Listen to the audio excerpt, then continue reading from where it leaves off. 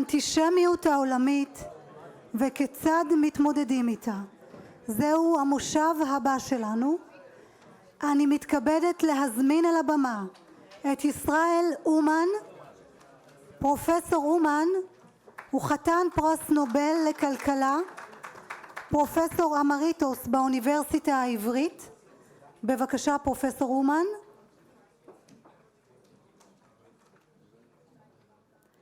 I'm honored to invite to the stage Professor Irwin Cotler, Canada's Special Envoy on Preserving Holocaust Remembrance and Combating Anti-Semitism, former Minister of Justice in Canada. This panel will be hosted by Joey Lowe. Joey is the founder of Israel at Heart and Star Farm Ventures. ועכשיו אני מזמינה גם את עצמי למושב הזה, אבל רגע לפני שנתחיל 30 שניות של מעברון.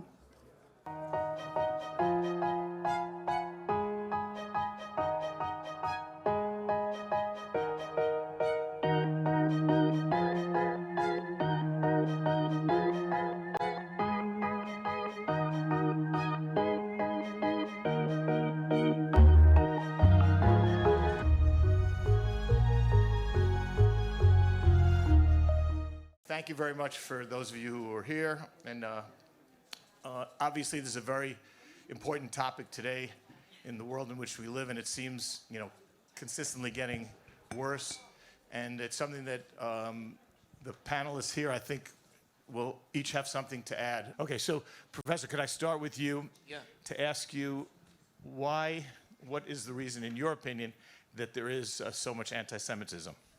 What's the reason? Yes, the cause that what you would say. Okay. So this session is about fighting anti-Semitism. Yes. And you're asking a good question, because in order to fight something, you have to realize what makes it. In order to prevent war or to get peace, you have to find out why people fight each other. And in order to cure a disease, you have to find out what makes the disease, why people get ill in the first place. So your question is a good question. These lights make me... Can we turn off the lights here? I can't see anything. All right, let's see. So... I think there are basically two reasons for anti-Semitism, and I don't like to say this myself as a Jew, but there was one goy who said it, yes. Yes. And his name is Mark Twain or Samuel Clemens, and he said that the people hate the Jews because the Jews are too smart for them, okay? And they drive everybody else out of business. And so during the Middle Ages, there were laws made that prevented the Jews from doing handiwork or farming or lawyers or doctors or so on and so forth. And nevertheless, the Jews succeeded in surviving and even in becoming quite prosperous. And people hate them for that, for the competition that they make. Jews are simply too smart and too capable, or not only smart but also capable of other things. And that's one reason. And the other reason is that the Jews stick together. Yes, They form an entity. Let me tell you a story, Joey. Okay, I was in France many years ago, maybe 30, 40 years ago. I was at a conference in Paris, and on Sunday, I wanted to. On Monday, I was scheduled to go home, so I was there on Shabbos. The conference was on Thursday and Friday, something like that. And my plane was on Monday, and on Sunday, I decided I want to get something for my wife to bring home. And so my host said, everything is closed on Sundays. But I do remember one street where they have wholesale dealers in clothing, and we can go there and we can try to get something. And we went to store after store, and they all said we only sell wholesale. Finally, we came to a store, and he also said we only sell wholesale. I'm terribly sorry, we can't serve you. So my host said, but this gentleman is flying away tomorrow morning, and we have to get the stuff for him today. So he said, oh, where is he flying? So my host said, to Israel. He said, oh, Israel. And he turns to me and he says, I don't know whether any of you will understand this. Is that a Yid? Are you Jewish? Yes. So I said, yeah. And he exchanges a few words with me in Yiddish to make sure that I'm not lying, yeah. And then he sells me a beautiful skirt for even at a discount from the wholesale price. Okay, the Jews stick together, and I think they form an entity. They're a separate people. Wherever they are, they become separate. Of course, you have people who leave the collective, who leave the community, but then they leave, and then they are not subject to anti-Semitism. Okay, in 2 or 3 generations. Hitler needed 3 generations, but Keep the microphone too. okay. So I think those 2 reasons that Jews are really capable, capable people, and that they form a group, an entity, they stick together. That is what causes anti-Semitism. And I don't want to fight that. Yes, I think I'd rather keep those things and not leave go of them. Yes, I don't want to be incapable, and I don't want to be, and I don't want the Jews to lose their identity. Irwin, what would you say to Professor Allman in terms of what's your explanation? Because I'm not so sure it's the same.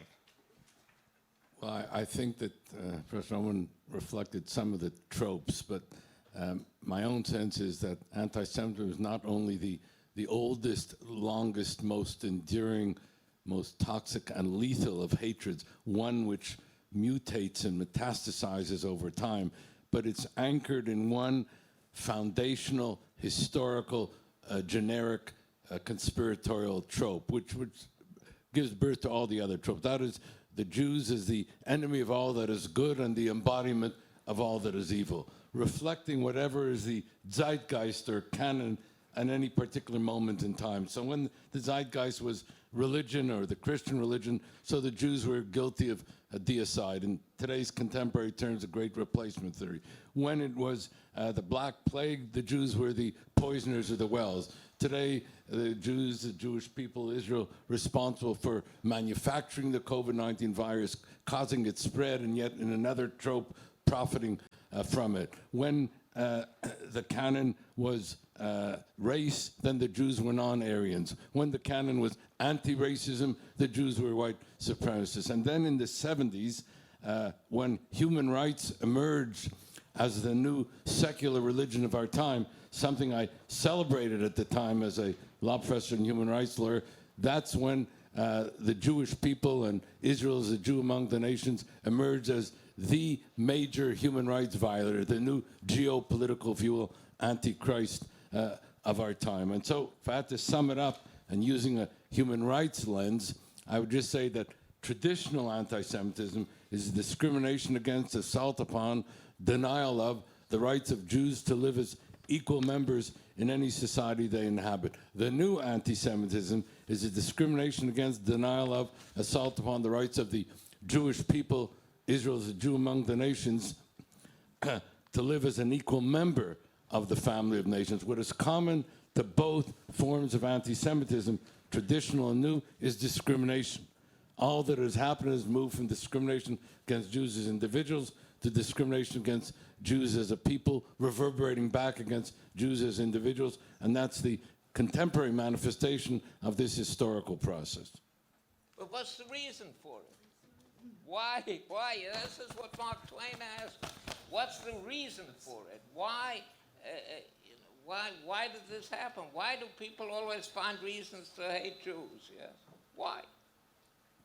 Because in any particular, as I said, moment in time, one needed to stigmatize, scapegoat, hold one people, entity, etc., for responsible for the ills of society, which bred a whole series of tropes so the Jews control the media, etc., etc. But the generic trope is, as I said, the Jews is the enemy of all that is good, the embodiment of all that is evil. That breathes into those tropes that you mentioned and others as well. It doesn't explain anti-Semitism. It describes anti-Semitism.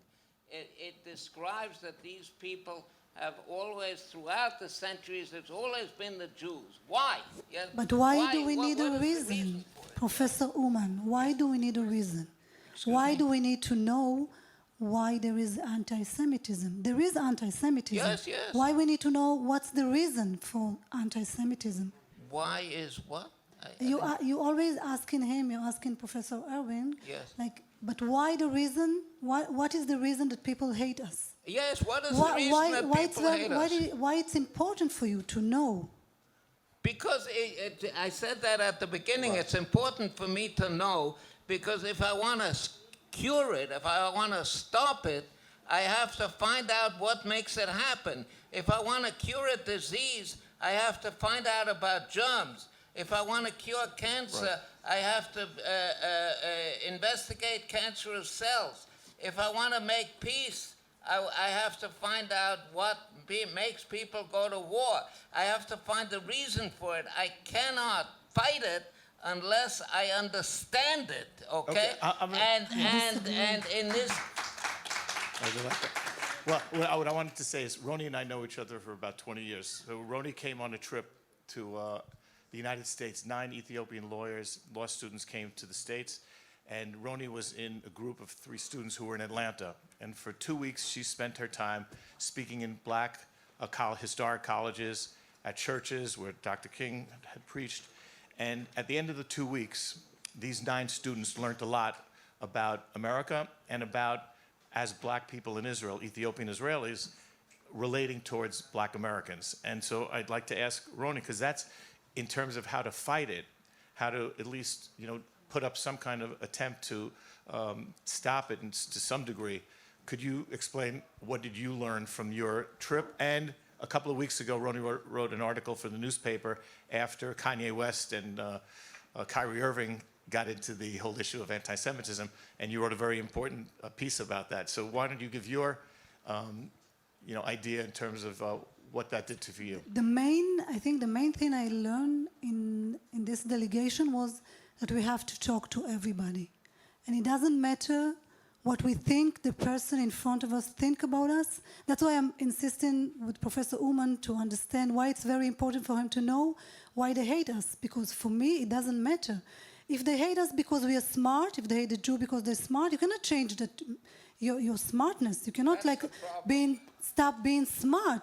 We need to find a way to fight it without if we don't know the reason for that. It's like I'm a black woman Ethiopian, Jew, Israeli. I have so many identities in this person, so many identities. I can wake up every morning and fight to everybody. Because everybody can discriminate me, think they're better than me, because I'm a woman, or because I'm black, or because I'm Jew, or because I'm an Israeli. They can find a reason to each part of my identity. But I prefer to wake up every morning and to think about the good people I meet all over Israel and all over the world. And I think that that's the main thing that we as a Jew and as Israeli need to understand, that we cannot focus all the time on the negative part. We need also to look at the good parts and the positive parts. And there are countries, there are anti-Semitism all over the world, anti-Semitism, but there are also other parts of the world that respect the Jew and love the Jew and want to cooperate with the Jew. Look at Israel. It's a very successful country, and we're not a successful country because we are only working with ourselves. We're doing a lot of cooperation abroad, and I think we need to maintain this part of our way of looking at the world. That's my Irwin, point of view. You're in Canada, you were put in charge of fighting anti-Semitism. What have you learned from your experience on the job that could be insightful to people who are trying to combat anti-Semitism? So some of the principal findings, and my responsibility was not only domestic anti-Semitism in Canada, a mandate which is global anti-Semitism. Principal findings were as follows. Number one, that we are experiencing the highest level of anti-Semitic incidences since audits of anti-Semitism began in the late 70s. You found this in the recent report of the Anti-Defamation League in the US, same thing in Canada, etc. That's number one. Number two, not only did you find increases in anti-Semitic assaults, vandalism, harassment, but we found a dramatic increase in anti-Semitic beliefs, in the number of beliefs by Americans, for example, in one or more or even a half a dozen of 11 anti-Semitic tropes that have been defined. Number three, and this I found very concerning, is that the conventional paradigm of either identifying or combating anti-Semitism was that you had to combat anti-Semitism from the far right and the far left and radical Islam. The most disturbing finding that I found was the increasing mainstreaming, normalizing, legitimation of anti-Semitism in the political culture, the popular culture, the entertainment culture, the sports culture, and in particular in the campus culture. The fourth thing was what I would call the marginalization of the combating of anti-Semitism in the overall unnecessary combating of hate, systemic racism, and discrimination. For example, I found in the Canadian government, different departments and agencies, they spoke against and sought to combat rightly discrimination against Indigenous people, blacks and people of color, Asian Canadians, Muslims, and the like, but anti-Semitism was somehow erased. In the calls to action by the Privy Council, the highest level of the Canadian government, all these other targeted groups were part of an action plan. There was no reference at all to anti-Semitism. I believe we've tried to remedy that, but that was a problem. The fifth thing, which I found very troubling, was the laundering of anti-Semitism under the very cover of anti-racism itself. We held a national summit to combat anti-Semitism in Canada, July 2021, the first of its kind of any country.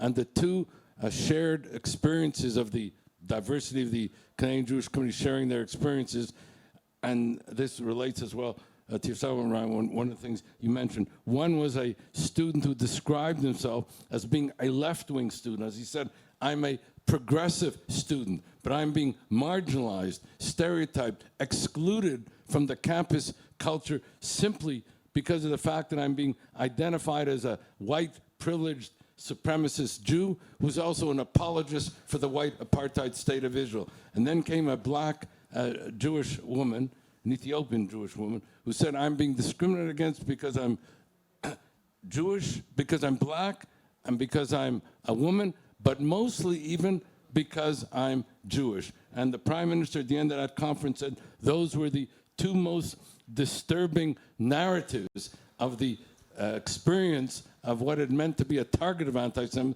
that he heard in the conference. I'll leave it there. There are about 5 other findings, but I think you get a sense of the manner in which our findings were both disturbing and therefore resulted in what I hope will be an effective national action plan to combat anti-Semitism. Thank you. I want to ask you, Professor Allman, I read today that when they asked you to explain game theory, you said the science of interaction between different entities that strive for different goals. Game theory has an underlying idea that incentives you want to make other people want to do what you want them to do. Yeah. So since you're the specialist in game theory, and if we would take anti-Semitism as a serious problem. It is a serious problem. Okay, so how would we, using your expertise as a Nobel Prize winner, plus I also want to ask you, why do you think so many Nobel Prize winners are Jewish? I explained it. Yes. Okay. Let me say another word about it. Break up the mic. The mic. Oh, okay. I always get this wrong. You can ask, what is it? Why are Jews more capable than the average? Okay. Nobel Prize winners. Okay, you asked about why are there so many Jewish Nobel Prize winners? Yes. So, and Mark Twain talks about that. But by the way, this I'm quoting Mark Twain. This is a very, very good article that Mark Twain wrote in 1898. Yes, it's almost 150 years ago. And it is called Concerning the Jews, and I recommend to everybody in the audience to look that article up, and I'm going to quote from it right away. Look that article up and read it. It's in its entirety. It's easily findable on the internet. Mark Twain Concerning the Jews.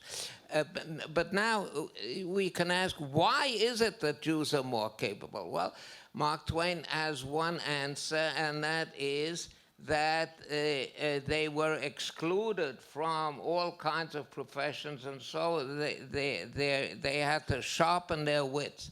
And they were excluded because they were more capable. Yes, because they drove out all other people from the competition. But what in the first place made them more capable, somewhat more capable? Why did they win the competitions? Why were they excluded? And the answer to that is that the primary value of the Jew is study. Now, it happens to be Torah study, okay? We say every morning in our prayers, the study of Torah is equivalent to all the rest of Judaism combined. Yes, but Talmud Torah keneged kulam. That is for those of you who understand Hebrew. Talmud Torah keneged kulam. The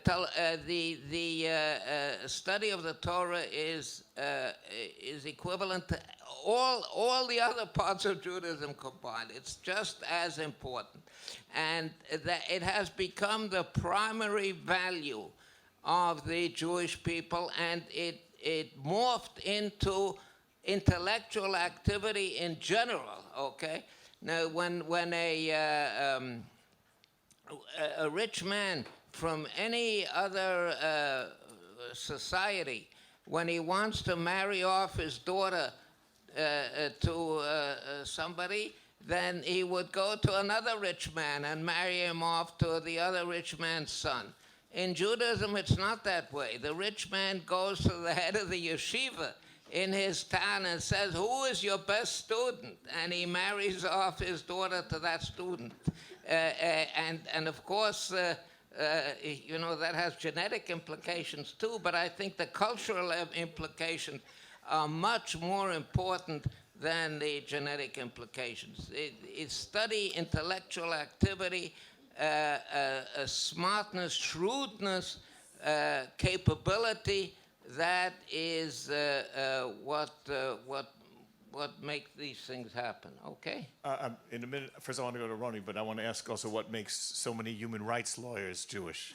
You know, so you'll have your chance. But Ronnie, what would you say? Because we've talked about this a lot, and you know, we're interested at the end of the day of coming up with some suggestions or ideas that might not be what's being done today. So what's one of the things that you would think is a way to combat some of the problem? I think one of the suggestions is to do what you did. You did that 20 years ago. You talked about it a little bit about the initiative Israel at Heart, to take students from Israel to talk to, like I said, everybody, to go to churches, to universities, to classes, to everybody, and to make sure that people will listen and understand that is a big issue, the anti-Semitism, and we need to fight against it. And you talked about especially the Ethiopian community in Israel, that the Israeli government, I think, not smart enough to use them, and I think they need to use them more, because we bring in, not me as Ronnie, I'm talking about my community, we bring in something new to those people, especially to the black communities abroad. They can see, they can relate it to us, they can see us, we look the same, and we can talk to them, I think, differently, and we can explain, like we can bring different point of view about Israel. So that's, I think that's the main thing that the Israeli government's supposed to do. And one another thing that it's important for me, you mentioned before the Haaretz article that I wrote about Kanye West and Kyrie Irwin. I don't know how many of you knows, but there is a big debate in the United States about anti-Semitism against the Jew, of course, and they're talking about the new black Jewish in America. People saying that they are the true that they are the true Jew, and the white Jews stole their identity. It's a big debate, and Kanye West was part of it. So I wrote an article in Haaretz, and the article talked about how we can approach to those people and talk to them, and not to say Kanye West, okay, he's like has some problems, he doesn't know what he's saying, but he's influencing about millions of people. So we need to find the ways to talk to those people and to understand from where it's coming and how we can deal with this problem, because it's becoming a big problem in America. So, Irwin, as a human rights lawyer who is defending all over the world political prisoners, is known for that. So, first, why is it that so many Jews find that as their calling? And then, second, to respond really to what Ronnie said, and something that we've been talking about for a long time is that if Israel was smart as a country, we say sometimes we're so smart and yet we're so stupid. Because Ethiopian Israelis, I found over the last 20 years, they can be some of the best speakers for Israel. And if Israel would give them the opportunity, whether to be the ambassador to the United Nations representing Israel, that would teach the world something about Israel that very few people know. I think one of the things I've noticed in terms of when I described about our principal findings re anti-Semitism was also a real ignorance about what being Jewish is all about. And I think part of what we have to do, and this relates to the Ethiopian Jewish issue, is to explain what Jewish identity is all about. In other words, the first thing is that the Jewish people are a prototypical indigenous people, a people that still inhabits the same land, embraces the same religion, studies the same indigenous Torah, speaks the same indigenous language Hebrew, and bears the same indigenous name Israel as we did 3,500 years ago.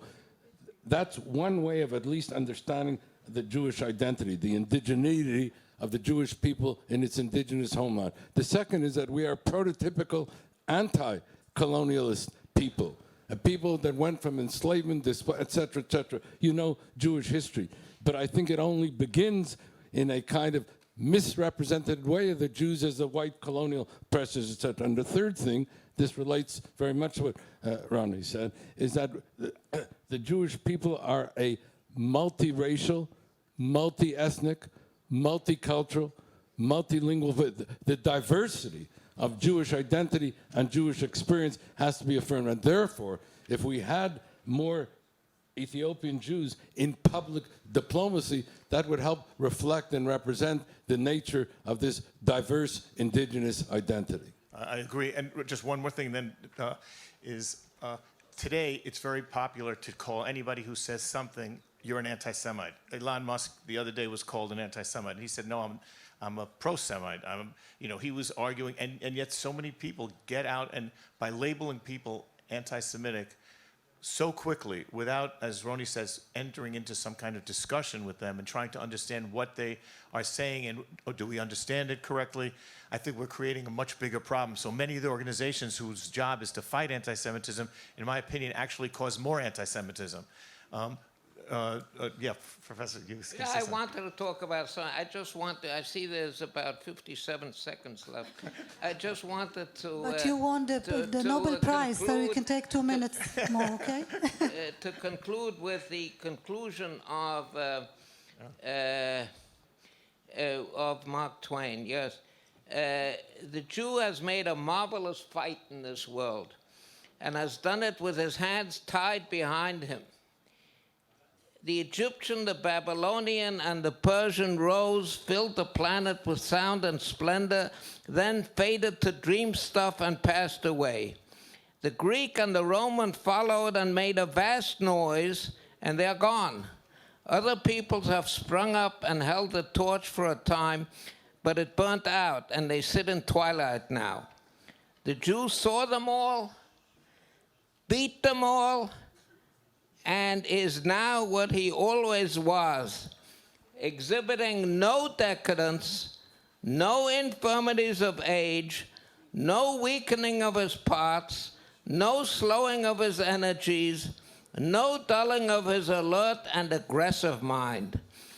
All things are mortal but the Jew. All other forces pass, but he remains. No. So what did Mark Twain say when they asked him right after Herzl made his speech in Basel about having a state? They asked him what would happen if all the Jews moved to that Jewish state. Do you remember what he said in the end? He said it would be very, very bad because they would be so much better than everyone around them. That's how he ended the 20 pages. But when I asked Professor Aumann if he would be on this panel, he said, you have to read Concerning the Jews. So I went home and I read it, 10 times, and it is well worth reading. And I bought many copies and gave it out to friends. But it should be required reading, I think. I can't believe that I didn't hear about that until you brought it up to me, because he points out so clearly what are the explanations. With my mom, who's 97, I read it to her, the other day. No, and it's so clear. So thank you all very much for participating. This is just it. Yeah.